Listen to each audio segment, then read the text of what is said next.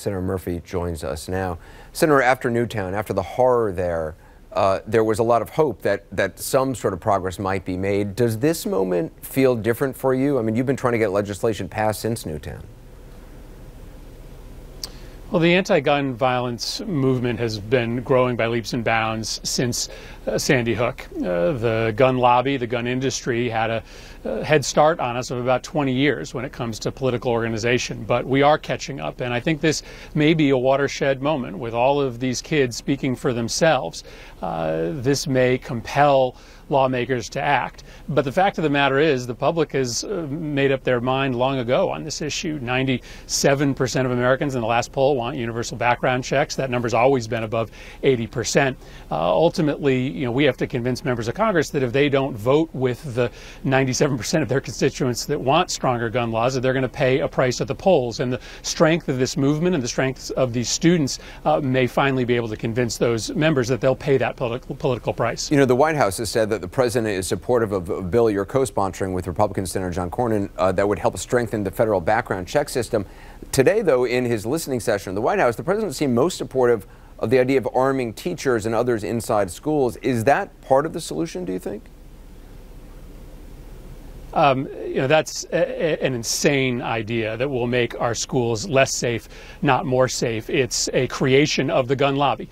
The gun industry for years has called on societies to arm themselves in order to protect themselves, which belies all the evidence that tells us that communities and homes that have more guns are more likely to be subject to gun crimes, but it has the benefit of allowing the gun industry to sell more guns.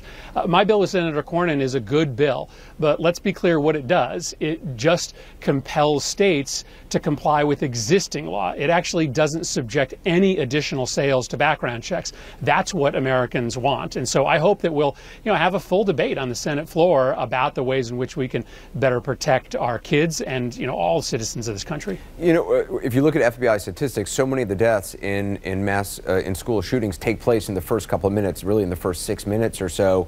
Oftentimes police response time is about 6 minutes or even maybe more in some cases.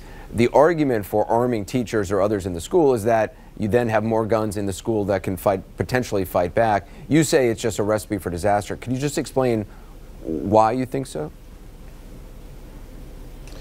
Well, it's a recipe for disaster because what happens when you arm teachers is, one, you put a whole mess load of guns close to kids that can be used accidentally. Second, you create crossfire that can get a lot of innocent people killed. Third, you make it hard for police who are responding to figure out who the good guy is and who the bad guy is. And fourth, there's no evidence to suggest that this actually works, anecdotally or empirically. Empirically, we know that in homes that have guns, those guns are much more likely to be used to kill you, not to kill an intruder.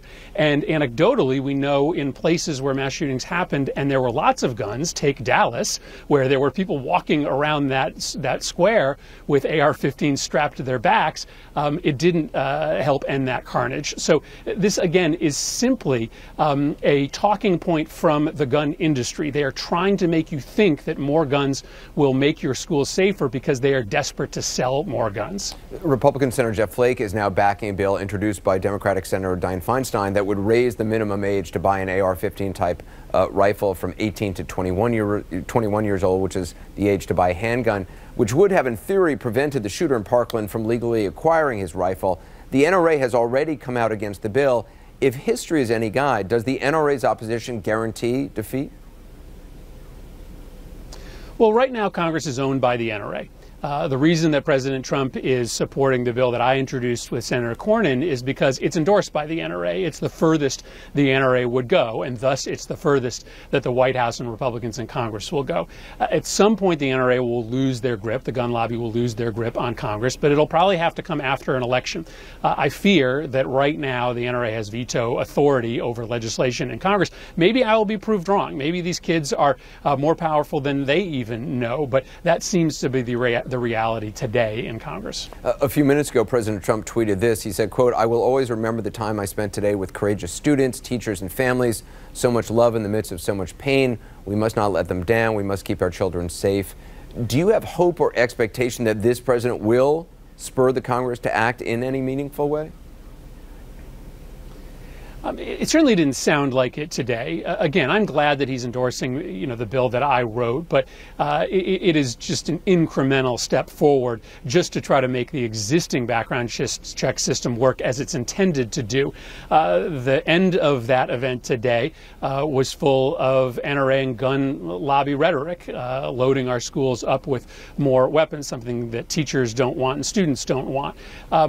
There was a day when the president was for the elimination of assault weapons and universal background checks. And maybe when he's thinking about the demands from these kids to fix this problem, he'll remember that.